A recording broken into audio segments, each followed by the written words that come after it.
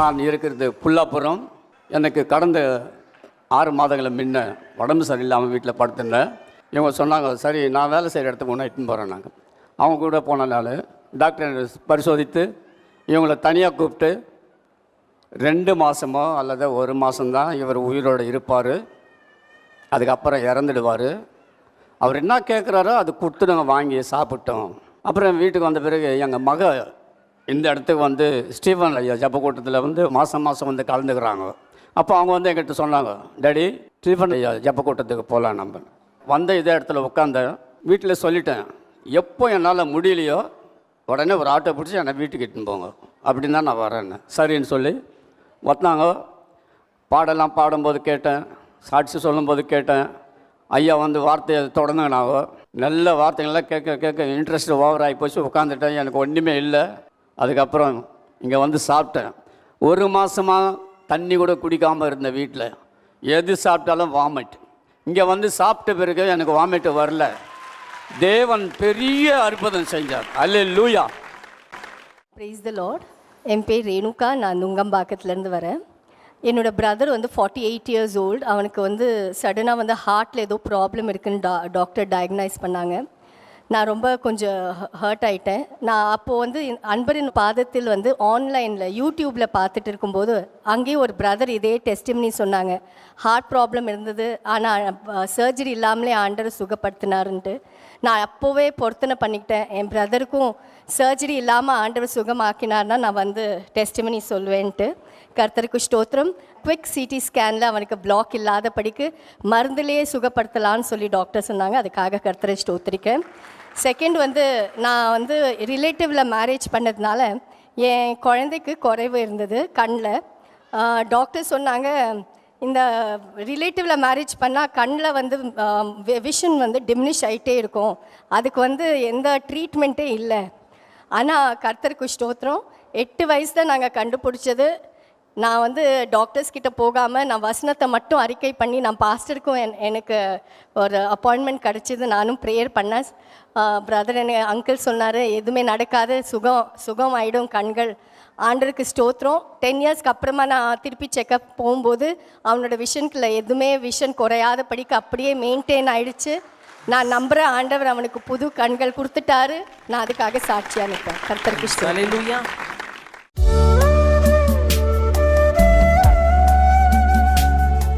கிறிஸ்துவுக்குள் மிகவும் பிரியமான எனதருமை சகோதர சகோதரிகளே, நம்மை சிருஷ்டித்தவரும் நம்மை உண்டாக்கினவரும் நம்மை ஒருபோதும் மறந்து போகாதவருமாகிய இயேசு கிறிஸ்து முன்னையிட்ட நாமத்தினால அவங்க எல்லாரையும் வாழ்த்தி ஆசீர்வதிக்கிறேன். என் வேதம் சொல்லுகிறது, வருத்தப்பட்டு பாரம் சுமக்கிற தேவனுடைய பிள்ளைகளே, நீங்கள் எல்லாரும் என்கிட்ட வாங்க, நான் உங்களுக்கு இளைப்பாறுதல் தருவேன். ஆமீன்.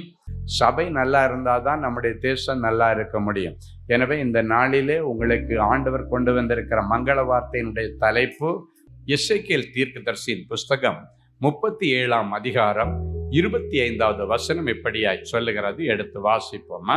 நான் என் தாசனாகிய யாக்கோபுக்கு கொடுத்ததும் உங்கள் பிதாக்கள் குடியிருந்ததுமான தேசத்திலே அவர்கள் குடியிருப்பார்கள், அவர்களும் அவர்கள் பிள்ளைகளும் அவர்களுடைய பிள்ளைகளின் பிள்ளைகளும் அதிலே என்றென்றைக்கும் குடியிருப்பார்கள். என் தாசனாகிய தாவீது என்பவர் என்றென்றைக்கும் அவர்களுக்கு அதிபதியாயிருப்பார். ஆமேன். சரி, ஆண்டவர் சொல்றாரு, உங்க பிள்ளைகள் பிள்ளைகளின் பிள்ளைகள் எல்லாம் எங்க செட்டில் ஆகணும்னு ஆண்டவர் நியமிச்சிருக்கிறாரோ அந்த இடத்துல அவங்க செட்டில் ஆவாங்க. என் பிள்ளையுடைய லைஃப் இன்னும் செட்டில் ஆகலைன்னு யாரும் கவலைப்படாதீங்க. ஒருவேளை அயல் தேசத்திற்கு உங்க பிள்ளைகளை அனுப்பி இருக்கலாம், அயல் மாநிலங்களுக்கு அனுப்பி இருக்கலாம், அயல் பட்டணங்களுக்கு அனுப்பி இருக்கலாம், ஏதோ ஒரு இடத்துக்கு நீங்க அனுப்பி இருக்கலாம். தேவ திட்டத்தின்படி ஆண்டவர் அவர்கள் அங்க கொண்டு போயிருக்கிறார். அவங்க போய் நின்று இந்த இடம் எனக்கு வேணும் ஆண்டவரேன்னு கேட்டா அதை உன் பிள்ளைகளுக்கு கொடுப்பா. காரணம் உன்னுடைய ஜெபம், உன்னுடைய ஏக்கம். அந்த பிள்ளைகளை அந்த பட்டணத்திற்கு அனுப்ப நீ செலுத்தின கிரயம் ரொம்ப அதிகம். உன் தகுதிக்கு மீறி செலவு பண்ணி உன் பிள்ளைய படிக்க வச்சிருக்கலாம். உன் தகுதிக்கு மீறி பணம் இல்லைனாலும் பேங்க் லோன் போட்டு கடன் வாங்கி, இங்க கடன் வாங்கி அங்க வாங்கி இந்த நகை அடமான வச்சு அக்கா வீட்டு நகை அடமானம் வச்சு பிள்ளைய படிக்க வச்சு இந்த ஊரில் போய் என் பிள்ளை நல்லா வேலை செய்து செட்டில் ஆகிடுவான், அவன் குடும்பம் நல்லா இருக்குன்னு சொல்லி நம்பி நீங்கள் அனுப்பி இருக்கலாம். அதுக்கு நீங்கள் செலுத்தின கிரயம் ரொம்ப ரொம்ப ரொம்ப ரொம்ப அதிகம். அதான் ஆண்டவர் கனம் பண்ணி அவன் போன இடத்துல கெட்டு போனா உனக்கு ஆண்டவரால் பதில் சொல்ல முடியாது. நீ ஆண்டவர்கிட்ட ரைட் ராயலை கேட்கலாம், ஆண்டவரே அவ்வளோ கஷ்டப்பட்டு படிக்க வச்சேன், ஆண்டவரே நான் ஜெபம் பண்ணி தானே என் பிள்ளைய அந்த ஊருக்கு அனுப்புனேன், ஜெபம் பண்ணி தானே இந்த காலேஜில் கொண்டு போய் விடுவேன், ஜெபம் பண்ணி தானே என் பிள்ளைய பள்ளிக்கூடத்தில் கொண்டு விடுவேன், ஆண்டவரே இதை அனுமதித்தீர். நீ கேள்வி கேட்டு ஆண்டவரிடத்துல பதில் இருக்கா? அதுக்காகவே கர்த்தர் சொல்றாரு, உன் பிள்ளைகள் இருக்கிற இடத்துல அவங்களுக்கு நல்ல செட்டில்மெண்ட். போய் இன்னும் வேலை கிடைக்கலன்னு எதிர்பார்த்துட்டு இருக்கலாம், இன்னைக்கு வேலை கொடுப்பா, அவர் செய்வார். இன்னைக்கு மோசே காலேவை பார்த்து சொல்றாரு, மோசே நீ எனக்கு பின்னால வர்ற லட்சக்கணக்கான ஜனங்கள் மத்தியில நீ உத்தமமாய் ஆண்டவரை பின்பற்றி வருகிறதை என் கண்ணால நான் பார்க்கிறேன். அதனால உனக்கும் உன் பிள்ளைகளுக்கும் நான் சுதந்திரமாய் கொடுக்க போகிற தேசத்துல நீ போய் நின்றுட்டு எந்த இடம் எனக்கு வேணும்னு கேட்குறியோ அந்த இடத்தை நான் உனக்கு தருவேன். அல்லேலூயா. அப்படியே சொல்ற, நீ கால் மிதித்த தேசத்தை உனக்கும் உனக்கு பின்வரும் சந்ததிக்கும் நான் தருவேன் என்று உத்தரவாதம் கொடுத்தான். ஏன்னா அவன் ஆண்டவரை உத்தமமா பின்பற்றினான். நீங்க நினைக்கலாம், என் பிள்ளை உத்தமமா ஆண்டவரை பின்பற்றலையே, இன்னைக்கு பிறகு அவனை பின்பற்ற வைப்பார், இன்னைக்கு பிறகு அவனை திருத்துவார், இன்னைக்கு பிறகு அவனை மாற்றுவார். அவர் மாற்றுகிற தெய்வம், ஒரு மனுஷனுடைய இருதயத்திலே பேசுகிற தெய்வம், ஒரு மனுஷனுடைய இருதயத்தை மாற்றி அமைக்கிற தெய்வம். அவர் இன்னைக்கு மாற்றுவார், மாற்றிட்டு இந்த வசனத்திற்கு அவனை தகுதிப்படுத்துவார். அதே போல கானான் தேசத்துக்குள்ள வந்ததற்கு பிறகு அங்க இருக்கிறதுல செழிப்பான ஒரு பட்டணம், மலைநாடு என்று சொல்லப்படுகிற ஹெப்ரோன் என்கிற பட்டணம். அவனுக்கு இது ரொம்ப பிடிச்சிருந்தா. அப்ப யோசுவா இடத்துல சொல்றான், உனக்கு முன்னால வச்சுதான் மோசே எனக்கு உறுதிமொழி கொடுத்தாரு, இப்ப நான் நிக்கிற இந்த ஹெப்ரோனை எனக்கு தாரும், இந்த மலை நாட்டை எனக்கு தாரும். ஏன்னா எனக்கு ஆண்டவர் மோசே மூலமா வாக்கு கொடுத்திருக்கிறார். யோசுவாவால ஒன்றும் பண்ண முடியல, அவன் கால் மிதித்திருந்த அந்த மலை நாட்டை அவனுக்கு எழுதி கொடுத்தான். ஹல்லேலூயா. அவனுக்கு சுதந்திரமாய் கொடுத்தான். ஹல்லேலூயா. இன்னைக்கும் பாத்தீங்கன்னா அந்த ஹெப்ரோன் என்கிற அந்த பட்டணத்துல காலேபுடைய சந்ததி சந்தானம் தான் அங்க இன்னைக்கும் இருக்கு. எத்தனாயிரம் வருஷங்கள் கடந்து போயிடுச்சு, ஆனால் இன்றைக்கும் காலேபுடைய சந்ததி உத்தமமாய் ஆண்டவரை பின்பற்றின காலேபுடைய சந்ததி தான் இன்றைக்கு அந்த ஹெப்ரோனை சுற்றி படர்ந்து சுதந்திரித்து அந்த பட்டணத்தை அவங்க சுதந்திரிச்சு இன்னைக்கு கொண்டாடிட்டு இருக்கிறாங்க, உரிமை பாராட்டுறாங்க. அதே ஆண்டவர் இன்றைக்கும் உண்மை உள்ளவராக இருக்கிறார். ஹல்லேலூயா. உன் பிள்ளைங்க இருக்கிற இடத்துல இன்னும் வர்த்தித்து பெருகுவார்கள் அப்படின்னு அவங்க இனி முன்னேறுவாங்க. நீங்க நினைக்கலாம், ஒரு முன்னேற்றம் இல்லை, அப்படியே இருக்கிறாங்க, அதே கம்பெனியில் இருக்கிறாங்க, அதே சம்பளத்தில் இருக்கிறாங்க. உங்களுடைய கண்ணீரை கண்டு அவர்கள் இனி முன்னேறுவார்கள். சங்கீதம் 115 13 14 கர்த்தருக்கு பயப்படுகிற பெரியோரையும் சிறியோரையும் ஆசீர்வதிப்பார், கர்த்தர் உங்களையும் உங்கள் பிள்ளைகளையும் வர்த்திக்க பண்ணுவார். ஹல்லேலூயா. உங்க பிள்ளைகளுடைய வருமானத்தை வர்த்திக்க பண்ணுவார், உங்கள் பிள்ளைகளுடைய பெயரையும் புகழையும் வர்த்திக்க பண்ணுவார், உங்கள் பிள்ளைகளுடைய ஆயுசை கர்த்தர் வர்த்திக்க பண்ணுவார், உங்கள் பிள்ளைகளுடைய சந்ததியை கர்த்தர் வர்த்திக்க பண்ணுவார். இன்னைக்கு பிறகு உன் பிள்ளைங்களுக்கு முன்னேற்றம் இல்லை, அப்படியே இருந்த இடத்துல இருக்கிறாங்க, ஒரு எழுந்தேற்றம் இல்லை அப்படின்னு சொல்லுகிற உங்களுக்கு இன்னைக்கு முன்னேறுவதற்கு சிறப்பு ஏற்பாடுகளை கர்த்தர் செய்வார். இனி நீ இருந்த நிலைமையில அல்ல, அடுத்த லெவலுக்கு போக கர்த்தர் ஒரு வழியை திறப்பார். இனி நீங்க முன்னேறுவீங்க. ஆமென். கர்த்தர் உங்களையும் உங்கள் பிள்ளைகளையும் இனி வர்த்திக்க பண்ணுவார். ஹல்லேலூயா. இன்னைக்கு வரைக்கும் குடியிருக்க ஒரு வீடு இல்லை பிரதர்னு நீங்க இருக்கலாம், இன்னைக்கு பிறகு கர்த்தர் குடியிருக்க வீட்டை தருவார். அன்றைக்கு தாவீதை பார்த்து உனக்கு ஒரு வீடு கட்டி தரப்போறேன்னு சொன்னார், கட்டி கொடுத்தார். உங்களுக்கு ஆண்டவர் இந்த வார்த்தையை சொல்ல, உனக்கு ஒரு வீடு கட்டுவேன். ஆண்டவர் சொல்ல, அவங்க எல்லாருக்கும் உங்க பிள்ளைகளுக்கு நான் வீடு கட்டி கொடுப்பேன். அவங்க எந்த தேசத்துல எவ்வளோ காஸ்ட்லியஸ்ட் இடத்துல இருந்தாலும் சரி, அப்பா மனசு வச்சா உன் பிள்ளைகளுக்கு அங்க சுதந்திரம் கொடுக்க முடியும். ஹல்லேலூயா. நீங்க நினைக்கலாம், என்னுடைய வேலை இந்த இடத்துல, இதுக்கு பக்கத்திலேயே ஒரு வீடு கிடைச்சா நல்லா இருமே, வீடு அமைஞ்சா நல்லா இருக்குவேன். ரொம்ப தூரம் என் பிள்ளை டிராவல் பண்ணி போறா, 2 மணி நேரம் காலையில எழும்பி கேபில் உட்காந்து போறா, பஸ்ல உட்காந்து போறா, ட்ரெயின்ல உட்காந்து போறா, 2 மணி நேரம் போறதுக்கு வர்றதுக்கு 2 மணி நேரம். ராத்திரி கோழி கூண்டுல அடையிறது மாதிரி என் பிள்ளை நடுஜாமத்துல வந்து தூங்குறான். காலையில எழுப்பி போறான். என் பிள்ளைக்கு ஒரு முடிவு காலம் இல்லைன்னு சொல்லி நீ அழுதுருக்கலாம். நிம்மதியா என் பிள்ளை சாப்பிட முடியல, நிம்மதியா தூங்க முடியலன்னு நீங்க வந்திருக்கலாம். இன்னைக்கு பிறகு நடுராத்திரியில வந்து தூங்கின உங்க பிள்ளைங்க நேரத்தோட வந்து தூங்குவாங்க. அந்தி சாயும் போது வந்து தூங்கும். சிலர் என் பிள்ளைக்கு நைட் டியூட்டி ரொம்ப கஷ்டப்படுறான், பிள்ளை ரொம்ப இழைச்சி போயிட்டான், நைட் டியூட்டி பார்த்து அப்படியே சரீரம் எல்லாம் மெலிஞ்சு போச்சு, என் மகளுடைய சரீரம் மெலிஞ்சு போச்சு, என் பிள்ளைக்கு ஒரு டே டியூட்டி வேணும்னு சொல்லி நீ கண்ணீரோட வந்திருக்கலாம். உன் கண்ணீரை ஆண்டவர் இன்னைக்கு காண்கிறான், உன் கதறலை அவர் கேட்கிறார். இன்னைக்கு ஆண்டவர் உன் பிள்ளைகளுக்கு நல்ல டே டியூட்டி, ஃபேமிலி ரன் பண்ற அளவுக்கு ஒரு நல்ல டீசென்டான சேலரி, ஒரு முன்னேற்றத்தை கர்த்தர் கொடுத்து, யாரெல்லாம் இத்தனை வருஷமா எனக்கு முன்னேற்றம் இல்லை, இத்தனை வருஷமா எனக்கு சேலரி இன்க்ரிமெண்ட் இல்லை, இத்தனை வருஷமா எனக்கு இன்னும் ப்ரொமோஷன் வரலன்னு இருக்கிறீங்களோ, அவங்க உங்க லிஸ்ட் எல்லாத்தையும் உங்க மேனேஜ்மெண்ட் எடுக்கதோ இல்லையோ, ஆண்டவர் இப்ப லிஸ்ட் எடுத்துட்டார். மத்தியாஸ் பேர்ல சீட்டு மிதந்தா மாதிரி அடுத்த ப்ரொமோஷன்ல உன் பேர்ல சீட்டு மிதக்கும். உனக்கு இன்கிரிமெண்ட்டுக்கு கர்த்தர் வழி திறப்பார். ஆண்டவர் ரெக்கமெண்ட் பண்ணுவார். அல்லேலூயா. அவருடைய ரெக்கமெண்ட்ல நீ வளர்ந்து பெருகுவாய். ஆமேன். கடைசி அன்பரின் பாத்தில் மீட்டிங் வந்திருக்கும் போது கடைசி ஜெபத்துக்கு எழும்பி நிற்க வச்சுட்டு, இப்போ நீங்கள் என்ன வேணுமோ கேளுங்க, ஆண்டவர் தருவாருன்னு சொன்னேன். அப்போ அவங்க ஒவ்வொருத்தரும் ஒவ்வொரு காரியங்களை கேட்டாங்க.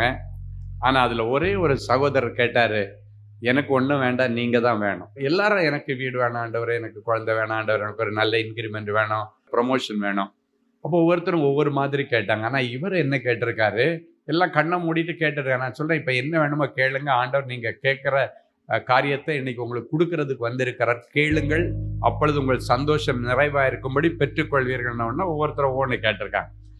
அப்போ இவர் சொல்லியிருக்காரு, எனக்கு வேற ஒன்றும் வேண்டாம் ஆண்டவரே, நீங்கள் தான் வேணும், நீங்கள் என் கூட வாங்க, நீ என் கூட இருந்தால் போதும், அவ்வளோதான் அவர் சொன்னார். மீட்டிங் முடிஞ்சு எல்லாம் வெளியே வந்துட்டாங்க. அடுத்த மாதம் நிறைய சாட்சி, கவர்மெண்ட் ஜாப் கேட்டவங்களுக்கு ஆண்டவர் கவர்மெண்ட் ஜாபை கொடுத்தாரு, டிரான்ஸ்ஃபர், ப்ரொமோஷன், விசா, நிறைய அற்புதங்கள் நடந்துச்சு. அடுத்த மாதம் சாட்சியில் நிறைய பேர் சொன்னாங்க. ஆனால் இவர் அவருடைய மனைவி வந்து சாட்சி சொன்னதான் என்னை ரொம்ப டச் பண்ணிடுச்சு. இவர் வெளியே போன உடனடியாக மனைவியை பார்த்து கேட்டாராம், ஐயா வந்து என்ன வேணாலும் கேளுங்க ஆண்டவர் தருவாருன்னு சொன்னாரு, நீ என்ன கேட்ட அப்படின்னு. அப்போ அவங்க சொன்னாங்களா, ஆண்டவரே எனக்கு வேற ஒன்றும் வேண்டாம், நீங்க தான் வேணும்னு சொல்றோம். பாருங்க, கணவன் மனைவிக்குள்ள எவ்வளவு அந்த ஒருமனைப்பாடு பாருங்க. சொல்லி வச்சு கேட்கல, அவங்க தனியா நிக்கிறாங்க, அவங்க பெண்கள் இருக்கிற இடத்துல இருக்காங்க, இவர் ஆண்கள் இருக்கிற இடத்துல இருக்காரு. இவர் இங்க இருந்து கேட்கிறாரு, ஆண்டவரே நீங்க தான் வேணும். என்ன நடந்துச்சு தெரியுமா, அவர் ஒரு பெரிய ஜாப்ல இப்ப இருக்காரு. அப்போ வந்து ஒரு சாதா லெவல்ல இருக்காரு. இவர் டெய்லி ட்ரெயின்ல தான் வேலைக்கு போவார். உங்களுக்கு தெரியும், சென்னையில் வேலை செய்கிற போகிறவங்க நிறைய பேர் எலக்ட்ரிக் ட்ரெயின் பிடிச்சி ரொம்ப தூரம் ட்ராவல் பண்ணி போய் வேலைக்கு போவார். அப்போ பார்த்தீங்கன்னா இந்த மீட்டிங் முடிச்சுட்டு போயிட்டார். சனிக்கிழமை மீட்டிங், ஞாயிற்றுக்கிழமை லீவு, திங்கக்கிழமை காலையில் ஆஃபீஸ் போகிறார். அங்கே ஒரு பெரிய போர்டு மீட்டிங் நடக்குது. அது பெரிய பெரிய அதிகாரிகள் தான் அந்த போர்டு மீட்டிங்கில் உட்காருவாங்க. இவருக்கு அங்கே அழைப்பே இருக்காது, இருக்கக்கூடாது. ஏன்னா இவர் ஒரு கீழ்மட்டத்தில் ஒரு வேலை செய்கிறவர். திடீர்னு பார்த்தா அன்னைக்கு போர்டு மீட்டிங் இவருடைய பேரையும் போட்டு இவரை கூட்டிருக்காங்க. அப்போ இவங்க அதிகாரிகளை யோசிக்கிறாங்க, அவருடைய மேனேஜர் யோசிக்கிறார், எனக்கே இந்த போர்டு மீட்டிங்கில் அனுமதி கிடையாது, எனக்கு கீழே வேலை செய்கிற இவனுக்கு எப்படி இவனை இன்வைட் பண்ணியிருக்காங்க, அது பெரிய டைரக்டர்ஸ், சேர்மன்ஸ் அவங்க எல்லாம் உட்கார்ந்து பண்ணக்கூடிய மீட்டிங்கில் இவனை எதுக்கு கூப்பிட்டாங்க அப்படின்னு எல்லாருக்கும் ஆச்சரியம். சிலர் யோசித்தாங்க, இவனை போட்டு ஃபயர் பண்ண போகிறாங்க, ஏதோ தப்பு பண்ணியிருக்காங்க, அதனால தான் இன்னைக்கு எம்டி வர்றாரு, இன்னைக்கு ஏதோ நடக்க போகுதுன்னு சொல்லி கூப்பிட்டாங்க. இவரே ஒன்றும் புரியாமல் போய், அது உங்களுக்கு தெரியும், இந்த டைரக்டர்ஸ் மீட்டிங் எல்லாம் நடக்க போகுதுன்னா ஒரு பெரிய வட்ட மேசை மாதிரி இப்படி இருக்கும், ஓவல் ஸ்பேஸில் இப்படி இருக்கும், சுற்றி சேருங்க இருக்கும், மைக் இருக்கும், தண்ணி வச்சுருப்பாங்க, டீசெண்டாக ஹை ஆஃபீஸர்ஸ் மட்டும்தான் அதில் உட்காருவாங்க.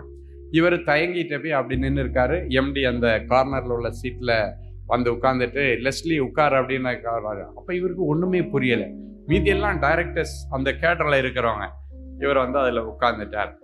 உட்கார்ந்ததுக்கப்புறம் திடீர்னு அந்த ஹெட் ஆஃப் இந்த கம்பெனியோட எம்டி சொல்கிறாரு, லெஸ்லி உனக்கு நாங்கள் ஒரு ப்ரொமோஷன் கொடுக்கலான்னு நினைக்கிறோம், உன்னை உன்னிப்பாக நாங்கள் கவனிச்சுட்டு இருக்கிறோம், உன்னுடைய சின்சியாரிட்டி பாருங்க. அவங்க மேனேஜர் கூட ரெக்கமெண்ட் பண்ணலை. அதான் இதில் பெரிய பியூட்டி. யார் ரெக்கமெண்ட் பண்ணாங்கன்னு இன்னைக்கு வரைக்கும் அவருக்கு தெரியாது, யாருக்கும் தெரியாது. இவன் பெரிய ஆள் எங்கேயும் இன்ஃப்ளூயன்ஸ் படிச்சுட்டான். எந்த பெரிய ஆள் இன்ஃப்ளூயன்ஸையும் இவர் பிடிக்கல. இவர் கேட்டது, ஆண்டவரே நீர் என் வீட்டுக்கு தான், ஹல்லேலூயா. அந்த எம்டி சொல்றாரு, உனக்கு இந்த போஸ்ட்டை உனக்கு சாங்ஷன் பண்ணி உனக்கு இது அந்த ப்ரொமோஷன் ஆர்டரை கொடுக்கறதுக்கு தான் உன்னை கூப்பிட்ருக்கோம். இதுக்கு மேலே டைரக்டர்ஸ் மீட்டிங் நடக்கும்போது நீ இதில் ஒரு ஆளாக இருப்ப அப்படின்றது ஒரு பெரிய போஸ்ட்டில் இவரை கொடுத்து இவருக்கு ப்ரொமோஷன் ஆர்டரை கொடுத்தோடனே முன்னாடி வாங்கின சம்பளத்தை நினைச்சு பார்க்க முடியாத அளவுக்கு மேட்ச் பண்ணி ஒரு பெரிய சம்பளம். ஹல்லேலூயா. கொடுத்துட்டாரு. இவருக்கு ஒண்ணுமே புரியல. அவரு ஆச்சரியத்தோட வாங்கிட்டு உட்கார்ந்துட்டார். உட்கார்ந்ததுக்கு அப்புறம் திருப்பி மற்ற மீட்டிங்ஸ் எல்லாம் இது பண்ணாங்க. இவருக்கு சீட்டை மாற்றி வைக்க சொல்லிட்டாங்க. எல்லாம் பண்ணியாச்சு. அதுக்கு அடுத்தது ஒரு 2 நாள் கழிச்சு திருப்பி இன்னொரு போர்ட் மீட்டிங் போடுறாங்க. அந்த மீட்டிங்கில் வந்து இவர் உட்காந்து எல்லாரும் ஹை ஆஃபீஸர்ஸ் தானே, எல்லாம் டை எல்லாம் கட்டிட்டு ஜம்முன்னு உட்காந்துருக்காரு. இவர் சாதாரண ஒரு கேடரில் இருந்தார். அவர் ஒரு பேனும் சட்டையும் போட்டுட்டு நார்மலாக இன் பண்ணக்கூட இல்லை, அப்படி நார்மலாக வந்து வேர்க்க விறுவிறுக்க வந்து உட்காந்துட்டார். ஸ்டாண்டப் மேன் அப்படின்னாராம். யார்? எம்டி. உனக்கு என்ன போஸ்ட்டு கொடுக்குறோம் அதுக்குள்ள ட்ரெஸ்ஸே நீ போடலை, என்ன இப்படி ட்ரெஸ் பண்ணிட்டு வந்திருக்கிற, உனக்கு கீழே இத்தனை டிபார்ட்மெண்ட்டை கொடுத்துருக்குறேன், எவன் உன்னை மதிப்பான், முதல்ல டீசெண்டாக ட்ரெஸ் பண்ண மேன் அப்படின்னு சொல்லிட்டு என்ன வேர்த்து ஊத்துற, எதில் வந்த ஆஃபீஸ்க்குன்னு கேட்கும்போது நான் யூஸ்வலாக லோக்கல் ட்ரெயின் பிடிச்சி வருவேன், ட்ரெயினில் வந்தேன். என் கம்பெனியில் எந்த போஸ்ட்டில் இருக்க, நீ ட்ரெயினில் வரமா? உடனே அக்கௌண்ட் செக்ஷன் டிபார்ட்மெண்ட் ஆளை கூப்பிட்டு நாளைக்கு அவருக்கு ஒரு i20 காரை புக் பண்ணி அவர் பேரில் கொடுத்துட்டு சம்பளத்தில் கொஞ்சம் கொஞ்சமாக பிடிச்சிங்க. ஹல்லேலூயா. என் அன்பு தேவனுடைய பிள்ளைகளை, அங்கே இருக்கிறவங்க எல்லாம் என்னடா நடக்குது, இவனுக்கு எங்கேருந்து பொத்துக்கிட்டு இன்ஃப்ளூயன்ஸ் வந்துன்னு யாருக்கும் தெரியாது. ஹல்லேலூயா. நான் நம்புகிறேன், ஆண்டவரே நீங்கள் தான் எனக்கு வேணும்னு கேட்டார். அந்த ஹெவன்லி இன்ஃப்ளூயன்ஸ்னு நான் நினைக்கிறேன். ஹல்லேலூயா. அந்த கார் கொடுத்துட்டாங்களா, அதுக்கப்புறம் அவர் நல்லா ட்ரெஸ் பண்ணி காரில் ஆஃபீஸ் போக ஆரம்பிச்சிட்டாரு. டக்குன்னு அவங்க ஏன்னா நிறைய கம்பெனிஸ் அவங்க தானே டீலர்ஷிப்பே, டக்குன்னு காரில் வந்தாச்சு, காரில் போக ஆரம்பிச்சிட்டாரு. அடுத்து 1 வாரம் கழிச்சு எல்லாமே 1 வாரம் 10 நாளைக்குள்ள நடக்குது பாருங்க. ஆண்டவரே நீங்கள் தான் எனக்கு வேணும்னு சொன்ன இடத்துல 1 வாரம் கழிச்சு இவருடைய கசின் பிரதர் ஒருத்தர் ஒரு வீடு குரோம்பேட்டையில் ஒரு ஃப்ளாட்டு புக் பண்ணியிருக்கார்.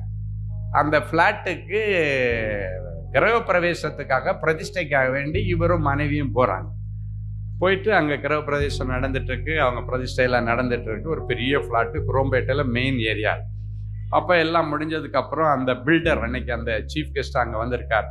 அவர் சொல்கிறாரு, இந்த வீட்டுக்கு நேர எதிர்க்க ஒரே ஒரு வீடு மட்டும் இன்னும் காலியாக இருக்குது, ஒருத்தங்க புக் பண்ணி அவங்களுக்கு லோன் சேங்ஷன் ஆகலை, அதனால இப்போ அவங்க கடைசியாக சரி எனக்கு லோன் சேங்ஷன் ஆகாததுனால எனக்கு வேண்டாம், ஆனால் கட்டி ரெடியாக இருக்குது, நாளைக்கு எப்போ வேணாலும் நீங்கள் உள்ளே போகலாம், சாவி என் கையில் இருக்குது, இங்கே இருக்கிறதுல யாருக்காவது ஃப்ளாட்டு வேணும்னு நீங்கள் கேட்டிங்கன்னா 10 lakhs கம்மி பண்ணி இம்மீடியட்டாக அதை கொடுக்குறத டிசைட் பண்ணுறேன், யார் வேணுமோ வாங்கிக்கோங்க.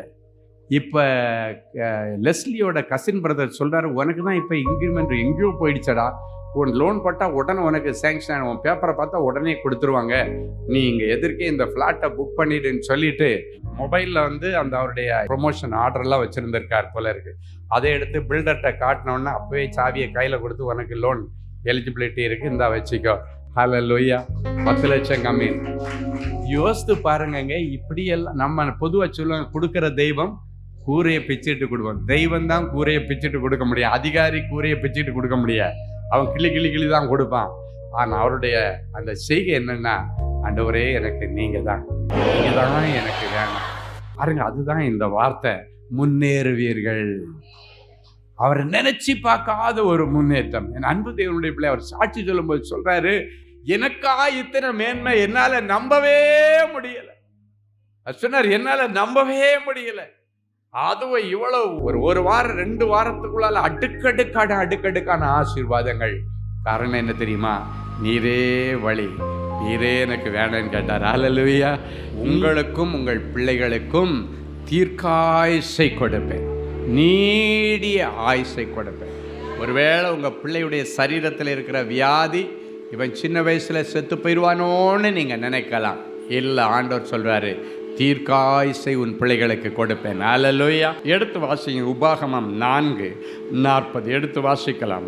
நீயும் உனக்கு பின்வரும் உன் பிள்ளைகளும் நன்றாயிருக்கும்படிக்கும் உன் தேவனாகிய கர்த்தர் உனக்கு என்றென்றைக்கும் கொடுக்கிற தேசத்திலே நீ நீடித்த நாளாயிருக்கும்படிக்கும் நான் இன்று உனக்கு கற்பிக்கிற அவருடைய கட்டளைகளையும் அவருடைய கற்பனைகளையும் கை கொள்ள கடவாய் என்றார். அப்படின்னா உன் பிள்ளைக்கு அவன் இருக்க தேசத்தில் அவனை குடி வைக்கிறது மட்டுமல்ல, அவனை நாளுக்கு நாள் விருத்தி அடைய பண்ணி அவனுக்கு ஒரு முன்னேற்றத்தை கொடுத்து அவனை வர்த்திக்க பண்ணுறது மட்டும் இல்லை, அந்த தேசத்தில் அவன் நீடித்த ஆயுசோடு கூட அவன் வாழணும். ஹல்லேலூயா. ஆமாம், அற்ப ஆயுசில் போயிட்டாங்கன்ற அந்த சாப்டரே உங்கள் லைஃப்பில் இருக்கக்கூடாது. ஒருவேளை ஒரு குறிப்பிட்ட வயசில் உங்கள் குடும்பத்தில் ஆண் மக்களோ பெண் மக்களோ ஒரு குறிப்பிட்ட வியாதி நிமித்தம் இல்லைன்னா ஒரு குறிப்பிட்ட சூழ்நிலை நிமித்தம் மரித்து கொண்டே இருந்தாங்கன்னா இன்னைக்கு அந்த சாபங்களை கர்த்தர் சிலுவையிலே முறிக்கிறார். ஹல்லேலூயா. இந்த சாபங்களை சிலுவையில் சுமந்து தீர்த்துட்டார். இந்த வசனத்தின்படி அவங்க இருக்கிற இடத்துல ஆண்டவர் சொல்கிறாரு, அவளுக்கு நீடிய ஆயுசை கொடுப்பேன். ஆமேன். ஆமாம், ஆண்டவருடைய கற்பனைகளின்படி அவங்க வாழணும், வாழ்கிறதுக்கு அவங்க ஒப்பு கொடுக்கணும். கொடுத்தா ஆண்டவர் கொடுக்குற தேசத்தில் அவங்கள சொந்தமாக நாட்டுறது மட்டுமல்ல, முன்னேற வைக்கிறது மட்டுமல்ல, அந்த தேசத்தில் அவர்களை நீடிய ஆயுசில் ஆண்டவர் வாழ வைப்பாராம். ஹல்லேலூயா. அப்படின்னா இன்றைக்கி ஒருவேளை உங்களுடைய சரீரத்தில் இருக்கிற வியாதிகள் உங்களுக்கு அற்ப ஆயுசுக்கு நேராக உங்களை கொண்டு போகிற மாதிரி இருக்கும். சிலர் சொல்லுவாங்க, இப்போ தான் கேன்சர்னு கண்டுபிடிச்சிட்டாங்க, அதுக்குள்ளே 4th ஸ்டேஜ்னு சொல்கிறாங்க, அதுக்குள்ளால் செத்து போயிடுவேன்னு சொல்கிறாங்க. உனக்கு இவ்வளவு நாள் தான் அவங்க முன்குறிச்சிருக்கிறாங்க, 4 மாதம்தான் சொல்லியிருக்காங்க, 4 வருஷம்தான் சொல்லியிருக்காங்க, 1 வருஷம்தான் சொல்லியிருக்காங்க. எதுவாக இருந்தாலும் கர்த்தர் ஆயுசின் வருஷங்களை பெருக பண்ணுகிறார். வேதம் சொல்லுகிறது, உம்மாலே என் ஆயுசின் வருஷங்கள் விருத்தியாகும். ஆண்டவர் சொல், என்னாலே உன் ஆயுசின் வருஷங்கள் விருத்தியாகும். அன்றைக்கு எசேக்கியா ராஜாவுடைய மரணத்தின் காலங்கள் 39 வயசில் குறிக்கப்பட்டிருந்தாலும் ஆண்டவராலே அது விரிவாக்கப்பட்டது 15 வருஷங்கள். ஹல்லேலூயா. அதான் ஆண்டவர், என்னாலே உன் ஆயுசின் வருஷங்கள் விருத்தியாகும். இன்னைக்கு உன்னுடைய சரீரத்தில் என்ன வியாதி இருந்தாலும் அந்த வியாதிகளை எல்லாம் கர்த்தர் குணமாக்கி உங்களுக்கு தெய்வீக சுகத்தையும் ஆரோக்கியத்தையும் தீர்க்காயுசையும் கர்த்தர் கட்டளையிடுவார்.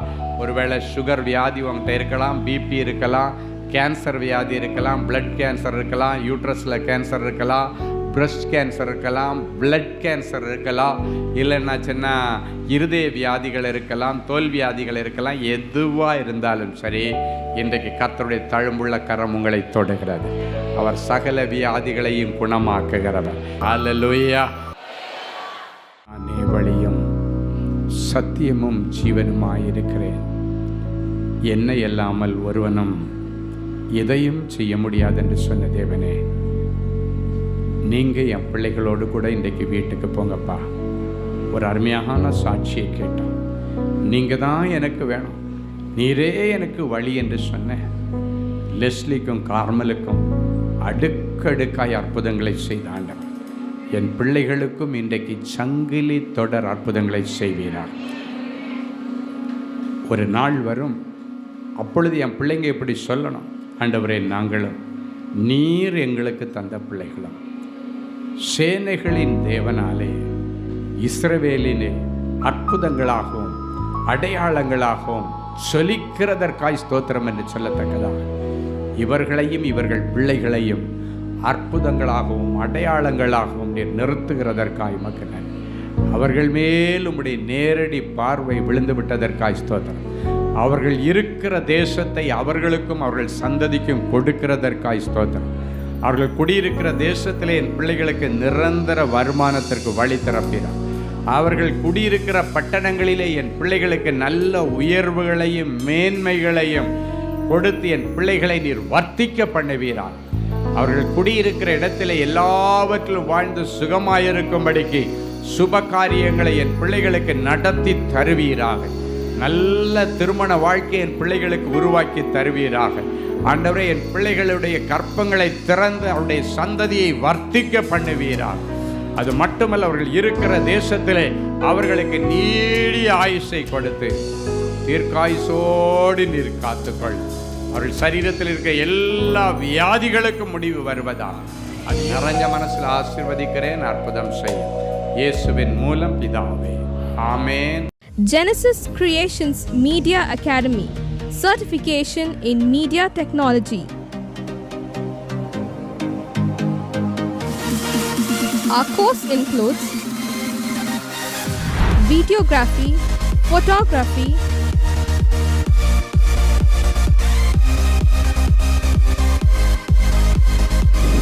live video mixing,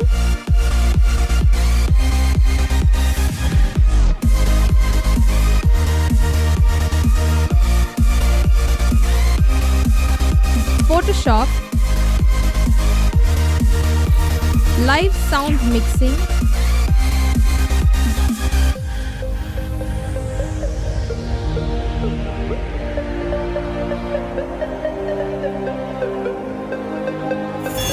drone cinematography,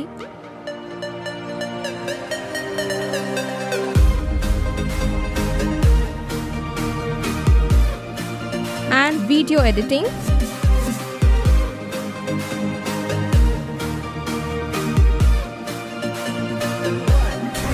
Praise the Lord. I welcome you all on behalf of Genesis Creations Media Academy. இந்த கோர்ஸ் நாங்கள் ஸ்டார்ட் பண்ணதுக்கான மெயின் ரீசன்ஸ் பார்த்தீங்கன்னா 3 பெனிஃபிட்ஸ் இருக்குங்க. ஃபர்ஸ்ட் பெனிஃபிட் பார்த்தீங்கன்னா இந்த கோர்ஸ் வந்து ஜஸ்ட் 3 months கோர்ஸ் தான். நீங்கள் 3 months இந்த கோர்ஸை நீங்கள் படித்து முடிச்சிடலாம். செகண்ட் பெனிஃபிட் பார்த்தீங்கன்னா இது வந்து ரொம்ப காஸ்ட் எஃபெக்டிவ். ஸோ நீங்கள் ஈஸியாக அஃபோர்ட் பண்ணி இந்த கோர்ஸை நீங்கள் படித்து முடிக்கலாம். மூணாவது பார்த்தீங்கன்னா இங்கே வந்து professional teaching with professional equipments கொடுக்குறோம். ஸோ நீங்கள் ஃப்யூச்சரில் எங்கேயாவது போய் ஜாப் ஜாயின் பண்ணாலும் சரி, இல்லை நீங்கள் வந்து பிஸ்னஸே ஆரம்பித்தாலும் சரி, அந்த ப்ரொஃபஷனல் எக்யூப்மெண்ட்ஸை ஹேண்டில் பண்ணுறதுக்கான ப்ரொஃபஷனல் ட்ரைனிங் நாங்களே உங்களுக்கு கொடுத்துருவோம். ஸோ நீங்கள் கோர்ஸ் முடிச்சுட்டு வெளியே போகும்போது உங்களுக்கு ஜாப் கைடன்ஸ் அண்ட் இன்டர்ன்ஷிப் நாங்களே கொடுத்துருவாங்க. ஸோ இதுக்கும் மேலே உங்களுக்கு ஏதாவது டீட்டெயில்ஸ் வேணும்னா நீங்கள் ஸ்டாஃபை காண்டாக்ட் பண்ணலாம். உங்களுக்கு எல்லா டீட்டெயில்ஸும் கொடுப்பாங்க. வாங்க நம்ம கிளாஸ் ரூமில் சந்திக்கலாம். Thank you. For further details, contact 7824850999 or visit our website at www.genesiscreations.in.